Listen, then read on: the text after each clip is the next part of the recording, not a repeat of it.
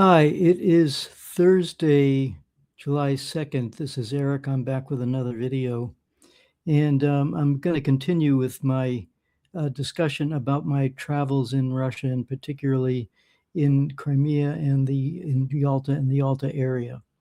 So let's get right into it. I'll be reading off of a Substack post pretty close to the text, and you can go there. If you're on YouTube, you can follow the link and watch and see the text. And also, I have some images and pictures and videos and things like that, which probably will help you to get a flavor for what I'm talking about. So I start off by saying I'm hanging out with Regis and Tanya. I had planned my stay in Crimea, and specifically the city of Yalta for 2 weeks. That's because I have a good friend, Regis Tremblay, an American documentary filmmaker, podcaster, and dedicated truth teller and peace activist. In 2015, I had visited Sevastopol and stayed at a hostel there. It's an inexpensive hotel. Maybe you've done that. It's cheaper than a hotel. It's more intimate, you might say. Regis met the couple who owned that hostel in 2016, and I watched his documentary, 30 Seconds to Midnight, where he interviewed them. This documentary is about the danger of nuclear war and nuclear energy and climate change, and particularly nuclear war. And because Regis wanted to get a full understanding of what this nuclear problem is, he went to Russia and interviewed a number of people there, several of whom I became friends with. So in any case, that's how I saw this video, and I saw, oh, those are those people I stayed at their hostel.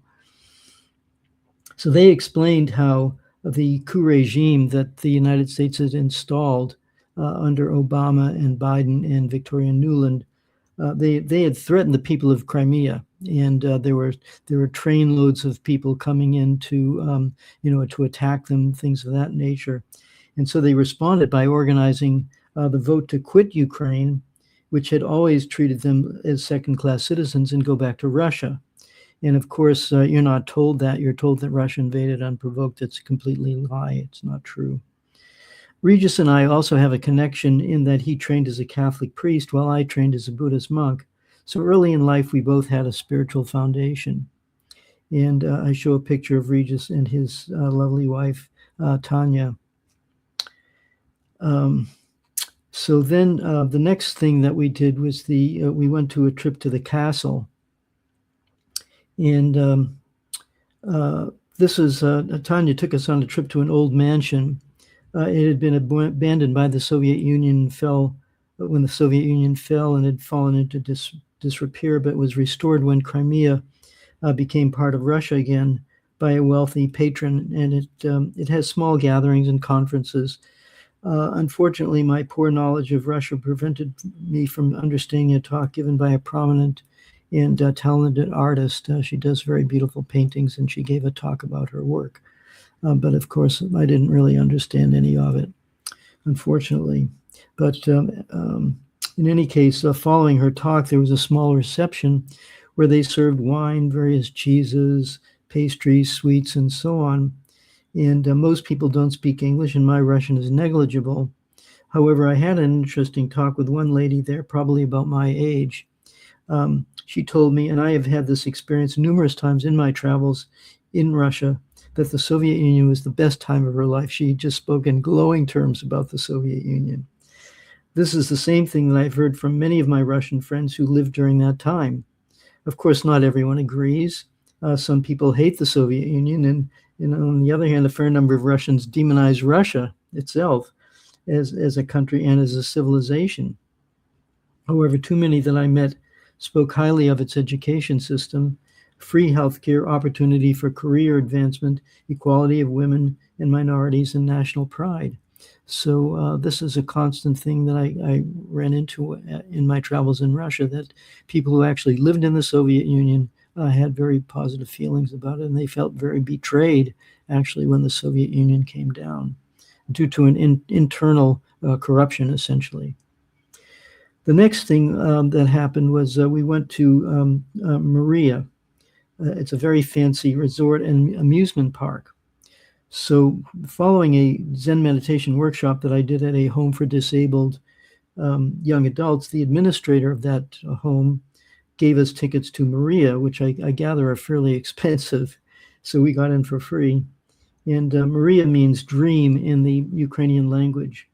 And I'll write and show videos of my meditation workshops in another article. Anyway, Maria is a very large and very impressive resort. I hear that it costs $1,000 for a stay in one of the high-end cabins. Tanya challenged me to ride on one of the kids' amusements, sort of a roller coaster, where we sat in a coach strapped in, and the coach both rotated around and around, up and down, and side to side. And I quickly got car sick, but fortunately the ride didn't last too long. I was nauseated for 2 days afterwards, and I guess I'm just not a kid anymore. Fortunately, I didn't vomit, but I felt pretty bad. Anyway, so after the kids' amusements, I told her, Tanya, enough of that. Let's do something else. So Tanya showed me some of the other areas which are quite attractive and delightful. You know, there's one. It's like a 5-ton stone that is on a large pole, so to speak, and you can actually rotate this 5-ton pole. It's unbelievable, but they've got their lubrication down really well, so you can actually move this thing. And there's also some beautiful, gardens and things like that. So there's a path through some woods. There's some Japanese gardens. So they hired a very famous Japanese garden designer to come in and create some Japanese gardens. And there's a picture of me meditating, overlooking this beautiful garden pond. We also there's also a Zen meditation hall. So we're going through this area of the park, and it's something that said Zendo. And Zendo is the Zen term for a Zen meditation hall. I said, well, we've got to go there. So we went to the Zen meditation hall, and sure enough, it looked like a Zen meditation hall. It has a wood floor, which is typical of Zen meditation halls. It has a kind of a raised platform where the people sit on the platform, and then there are these flat square cushions, and then a pillow that you sit on, and they were stacked in the corner. So you could see that this actually is a meditation hall. But we were met there by a woman who is a yoga teacher, and apparently this room is used more for yoga than it is for Zen meditation. In any case, Nadezhda, who's the yoga teacher, is from St. Petersburg and is working for now at Maria in southwest Russia in Crimea. And we talked for a while using our mobile phone translation app, which comes in very, very handy. Turns out that she has also practiced Vipassana, which is it's the Southern School of Buddhist meditation, which is very prevalent here in Thailand. And one of the main teaching schools, you could say, was founded by this man named Goenka, who was an Indian who practiced in Myanmar under the training of a Myanmar meditation teacher. And he went on, he was a successful businessman. He was what happened there was he was a successful businessman, but he was burning out. So he turned to meditation. And because of his great skill in business, he basically kind of created this franchise of these Goenka meditation retreats, which are free. You can go there. They say, do not give us any money until after the retreat is over. You can make a donation, but it's a very amazing business model, very successful, and many people all over the world are doing this, including in Russia. So anyone who does a Goenka retreat gets my respect. And we arranged to meet the next day while Regis and his friends were doing a wine tasting. She asked a lot of good questions and tells me that there's a lot of interest in yoga and meditation in Russia now. And I discovered that in my final few days in Russia, actually. Now, the next thing I did was Regis took me to the Levadia Palace. And the Levadia Palace is historically significant for two main reasons. First, it was the summer palace for the czars. Regis and I didn't go into the palace, but instead walked around the grounds. It's easy to get to by bus from his house. It's on a long, winding road. You just it's a normal, they're kind of small buses, maybe good for 20 people or so. And you get to there and you just get off, and it's inexpensive to get there. It's easy. Anyway, the grounds are beautiful and very well kept. Both kids and grown-ups spend time there. Kids play hopscotch or playing cards. They even have symphonic music playing on the grounds, which is kind of a nice touch. So you can see I have pictures of people sitting on benches and kids playing with cards and so on. And there's also another picture of the Emperor of Russia, Alexander III. It's a large statue of him. So moving on, I have another view of the palace itself, and also I have a photo of the interior of a Russian Orthodox church. And many of the Russian Orthodox churches many of them are absolutely beautiful. They're very intricate, and the design, you can feel these are really sacred places. It's really nice to go there. The next stop that we made was to a statue of commemorating the meeting of Churchill, Roosevelt, and Stalin. So the second main historical significance of the Levadia Palace was the February 1948 meeting between the big three, that is Churchill of England, Roosevelt, and Stalin. And it's pretty well documented that Roosevelt and Stalin got along rather well. During World War II, he was referred to as Uncle Joe. And it shows you how I don't know, what's the word, how opportunistic the media is. Because during World War II, Joseph M. Davies, who was the ambassador to the Soviet Union in the late 1930s, he was sent by Roosevelt to figure out what was going on.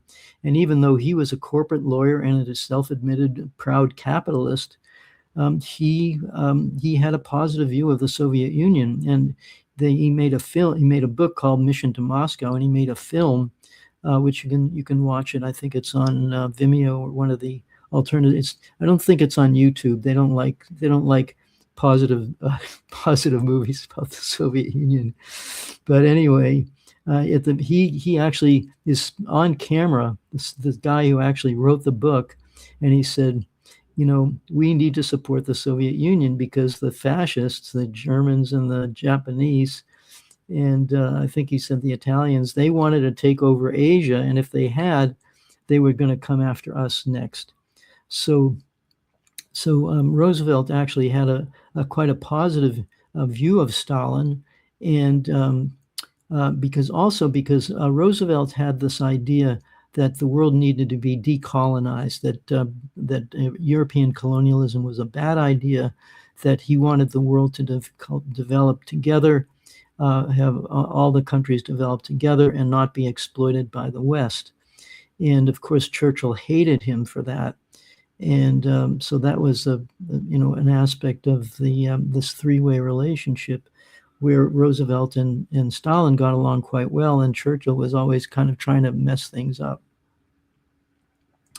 Now, the next day, I should mention also that I include in my article that on Substack that Roosevelt had very serious opposition from the oligarch class. There was an assassination attempt in 1933, which he narrowly avoided getting killed. I think the mayor of Chicago was shot, who was right next to him. The assassin missed Roosevelt, but there was an assassination attempt on him. And then in 1934, the following year, some of the U.S. oligarchs and captains of industry and bankers and so on got together, and they decided that they needed to get rid of Roosevelt, and they went to this guy named Smedley Butler, who was a Marine general. He was a two-time Congressional Medal of Honor winner, who, after his military career, kind of realized that he was, as in his own terms, I think called the gangster for capitalism or gangster for Wall Street. So when they approached him about getting rid of Roosevelt, he went to Roosevelt, and that finished the plot. But and there were congressional hearings, but these people who were plotting treason were never actually never punished. And in fact, Prescott Bush, who was the father of George H. Walker Bush, the president, and then George W. Bush, he was never prosecuted, even though he was trading with the enemy, trading with the Nazis, both before and during World War II. So this is a huge problem. And in the article that I wrote accompanying my video, I point out that when Elliot Roosevelt, that is Franklin Delano Roosevelt's son, visited Stalin in the Soviet Union following the war, Stalin said Elliot Roosevelt asked him why Stalin didn't allow Eleanor Roosevelt to come to the Soviet Union, and Stalin said, "You don't know." And so Stalin went on to say that she prevented the body of Roosevelt to be inspected by the Soviet ambassador to see if it was really true that he had a cerebral hemorrhage, which should have shown some discoloration and distortion of his face. So Stalin said he didn't die of a cerebral hemorrhage, he was poisoned. And Elliot Roosevelt said, by whom? He said, by the Churchill gang. So you see, this is and we also know that the British had a hand in getting rid of Henry Wallace, who was the vice president for Franklin Delano Roosevelt. He was supposed to be the vice president in 1944, the 1944 election.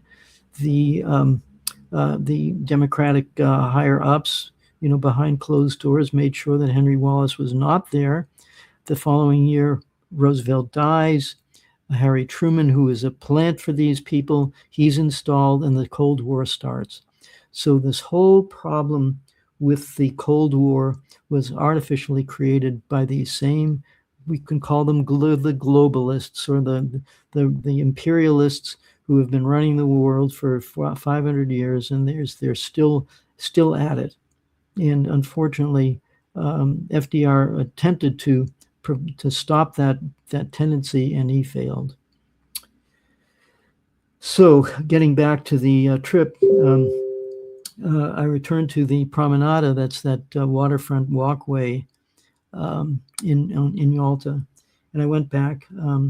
And it's only about a 30-minute walk from my apartment, and I like walking, so it was interesting to me to see what's going on there with people. And so there was a lady, there was a street musician there, and a lady was dancing to the street musician. And there's a cafe there that plays American blues. And there was a song, he was talking about the boss man, this like anti-capitalist American. I'm pretty sure, it might have been Otis Redding. It was one of those, African-American, I'm pretty sure an African-American blues singer. Pretty cool music. And there it is on the Promenada in Yalta, Russian Federation. And there's one line where he says, he talks about a friend of his said, hey, there's a job at the steel mill in Chicago. And he said, I got the dirt from Texas underneath my fingernails and memories of my father riding the rails. So so you have this song that is talking about race, talking about class, talking about poverty. And there it is playing right on the loudspeaker, right in Yalta. Interesting. Next, you could say I had a meeting with Roosevelt in Yalta. So Regis told me about a statue of Franklin Delano Roosevelt on Roosevelt Street. So I had heard about Roosevelt Street. It's the only street in Russia named after a U.S. president. I was looking for it, and by asking around, I met a guy on the street, and I told him that I'm an American and that my president, Franklin Delano Roosevelt, was friends with Stalin. And he said, "Okay, I'll take you there." So he accompanied me there, and you can see a couple of photos of him with his little scooter, and we're on Roosevelt Street, and I get into the issue of the Roosevelt assassination actually in this part of the article. But in any case, I have a video about Roosevelt and the significance of the statue on Roosevelt Street. So I'll just make an editorial aside here that the world had a chance to crush fascism and oligarchic control with the presidency of Franklin Roosevelt, and it appeared that they did crush it with the defeat of Nazi Germany and Japan. But his heir apparent, Henry Wallace, was brushed aside. FDR dies, and he was replaced by the Cold Warrior Truman, and probably with almost certainly the participation of the perfidious genocidal actor Winston Churchill, who had decades of blood on his hand. So basically, the point of what I'm getting to here is that we wasted 80 years in imperialist wars because of Roosevelt's untimely death, and yet the Russians are honoring this guy who, he was a great president, and he could have really made a huge difference. We would be a very different country if Roosevelt and then Henry Wallace had continued his legacy. Now, the next thing that we did was we went on a Crimean adventure, kind of a two-part adventure. The first was a trip to Balaclava, and Balaclava is a historic area that took about an hour by van from Yalta. And a group assembled by Tanya, Regis's wife, who is she's a tour guide herself. She got these people together, and we visited an area that included a vista of the very historic importance, covering centuries of history. So Tanya explained 2,500 years of history, including a memorial to Sardinian troops who died during the 1855 Crimean War, and the scene of a famous poem, The Charge of the Light Brigade, by poet Alfred Lord Tennyson. He wrote about the stupidity and venality of British commanders who sent their soldiers into certain death. It was also here where the young Leo Tolstoy, he fought before writing the world classic War and Peace. So they quote here, "The British soldier will do his duty even to certain death and is not paralyzed by the feeling that he is the victim of some hideous blunder." And have we seen any blunders lately by these crazy people in London and Washington and so on? Here's the quote. Here's the two of the stanzas of the poem. It's called The Charge of the Light Brigade. Half a league onward, all in the valley of death rode the 600. For the Light Brigade, charge for the guns, he said. Into the valley of death rode the 600. For the Light Brigade. Was there a man dismayed? Not though the soldier knew someone had blundered. There's not to make reply. There's not to reason why. There's but to do and die. Into the valley of death rode the 600. In addition to that, the scene of that poem, it's also true that the Soviet Union had gathered forces in that same area to take back the hero city of Sevastopol. So I had visited Sevastopol in 2015. I had mentioned that earlier here, where that couple. I had met that couple who organized the referendum to get out of Ukraine and rejoin Russia. And Sevastopol is a very beautiful city, as well as being a major military base. And during World War II, it had held out for months against the Nazis. Eventually, it did fall, but because it tied down Nazi troops for several months, that gave Stalingrad a chance to kind of fortify itself, and there was a diversion of Nazi troops, and that was one of the reasons why Stalingrad was a victory for the Soviet Union. And then, following the defeat of the Nazis in Stalingrad, the Soviet army battled back and recaptured Sevastopol about a year later. And it took only weeks for the Soviets to recapture the city. So, and I have pictures here of a scene of the city of Balaclava, and it's like you can see the water, and you can't actually see where the submarine bases are, but they're somewhere. They're in there somewhere. And we also took a climb up to a hill and saw some old battlements.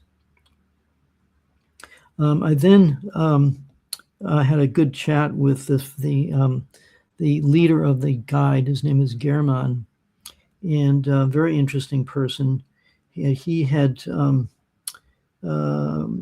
up in the Soviet Union, and I think he was born in the 1960s.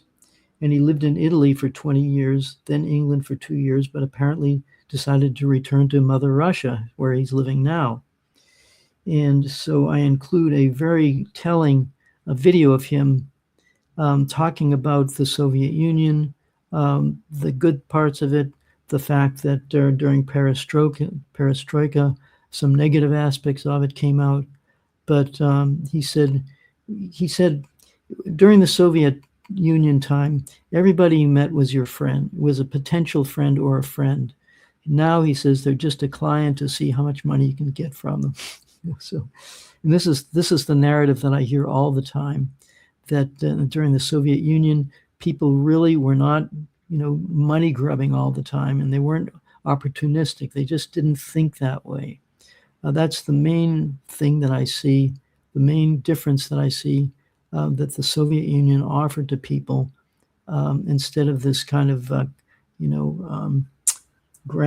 it's like I call it the dog-eat-dog world of our modern world, based on, money.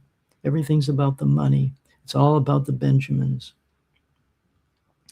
So he said, he made some thoughts about the Soviet Union, and then he said something towards the end. He said, the Western filters of information are as bad as the Iron Curtain.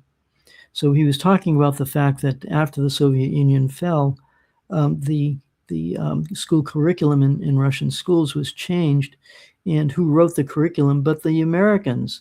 So they naturally wrote a very jaundiced view of Russian history, Soviet history, and you have a whole generation of young Russians who hate Russia because they were taught, Western propaganda, which is very unfortunate. I see that all the time as well. So anyway, after that part of the tour, we went to the winery, and so I was just waiting in the winery, and then my friend Nadezhda, who's the yoga teacher, showed up, and she and I had a talk for about a good hour and a half or so, hour and a half or 2 hours, about meditation practice and yoga and all those kinds of issues that she and I are interested in.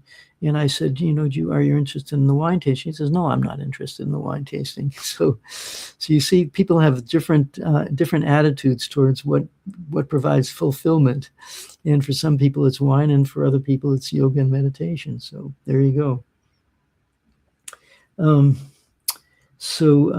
was the end of my 2-week trip to Crimea.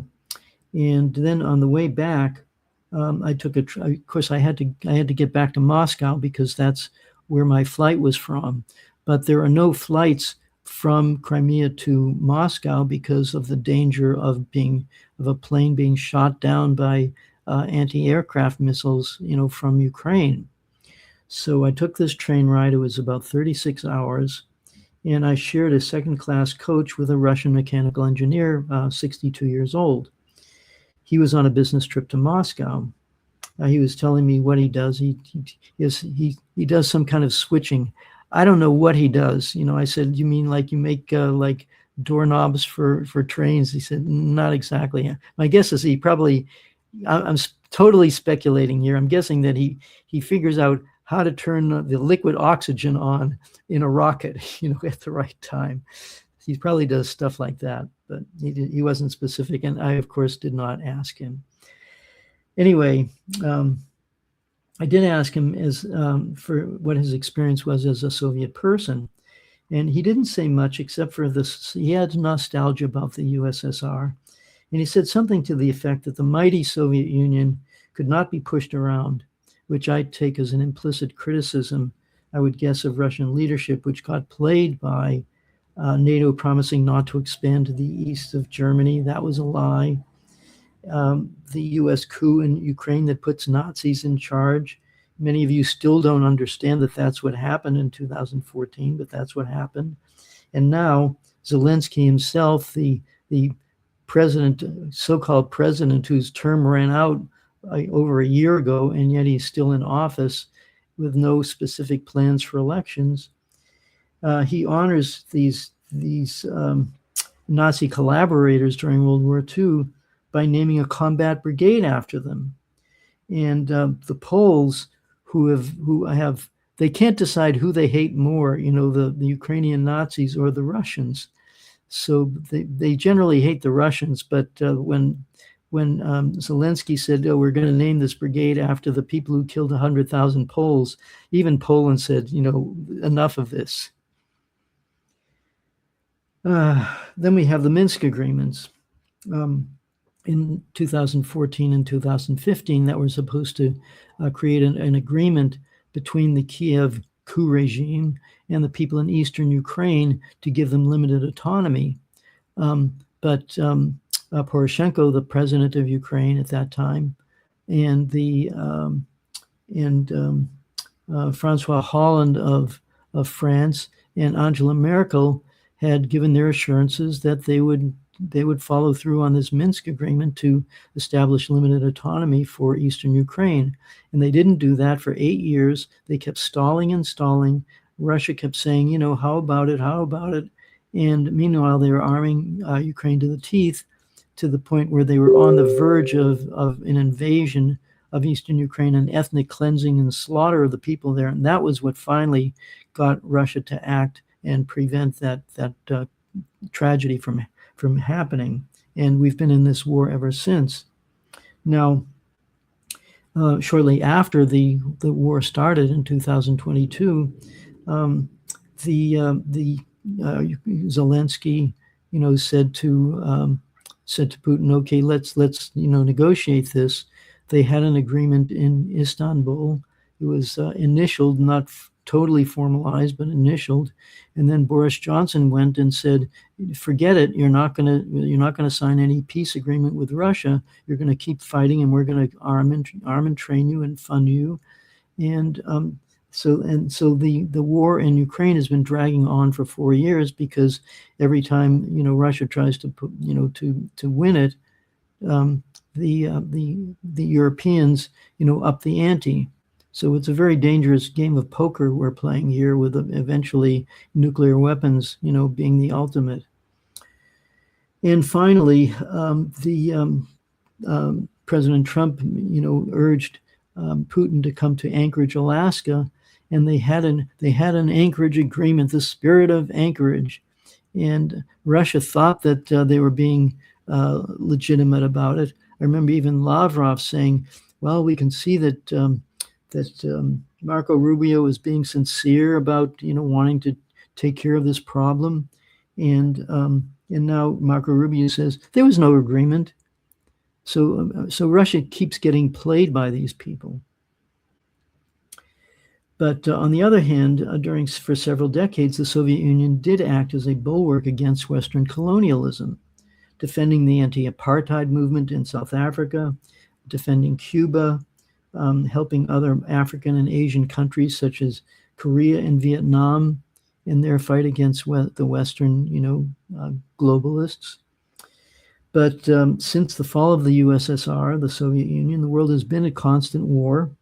And older Russians know this, although, as the guide German admitted, young Russians were deliberately lied to about the Soviet Union, not to mention we being lied to in the West. So that was those are the experiences that I had in Crimea. It was as I say, I was there for 2 weeks, and I've included some of my own editorial commentary on this, because what I'm trying to do is give you a sense of what life is like in Russia nowadays, and also to give you some historical context so that you can understand the nature of the problem that we have in our hands. So thanks again for listening. I'll be talking more about my travels in Russia, including a few meditation workshops that I did in Russia, and the fact that people do seem to indicate some interest in it. And also, I'll be talking about my final days in Moscow. So, thank you again for listening. Please, support my work if you can by, becoming a subscriber to my Substack channel, by sharing this with other people, discussing it with your friends, or you can go to my t-shirts shop. That's called the Peace and Enlightenment Shop, and you can buy one of my what I call my information billboard t-shirts, like this one here. The beginning of wisdom is to call things by their true names, which was by the famous Chinese philosopher Confucius. So thank you again for listening. Please like and share it. And thanks again, and I'll talk with you soon.